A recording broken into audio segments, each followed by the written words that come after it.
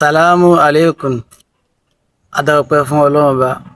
Bẹ́ẹ̀ ni a tọrọ ìkí àti ìgẹ̀ fún Muhammadu sallallahu alaihi wasallam, kí Ọlọ́run kí ọba kí ànábì. Ilé tí ó máa jẹ́ ìbánisọ̀rọ̀ oògùn táàrù náà ní oògùn ikọ́ cough ikọ́. Nínú àwọn hasan síkì àti ẹ̀mọ̀ dáadáa náà ni kí Ọlọ́run Ọba kó bá ṣe síkì lẹ́sẹ̀ láyé ń bí àti ń jẹ́ ọgbìn ìdí alùpùpù hàmà. Babalẹ́ni tí ẹ bá ń wúkọ́ mọ́ ní ká lọ wá ọ̀gẹ̀dẹ̀ àgbagbà ni o tó ti gbó dáadáa. Wọ́n ní ká là á, èpo ẹ̀yìn ẹ̀ la nídìí, èpo ẹ̀yìn ká wá gé wẹ́wẹ́wẹ́wẹ́ ká kì í sí inú ke. Ká bu omi sí i, ká wá lọ wá álọ́mù náà níwọ̀n bá ká lọ ká dà sí i. Ká gbélé fún 6 hours.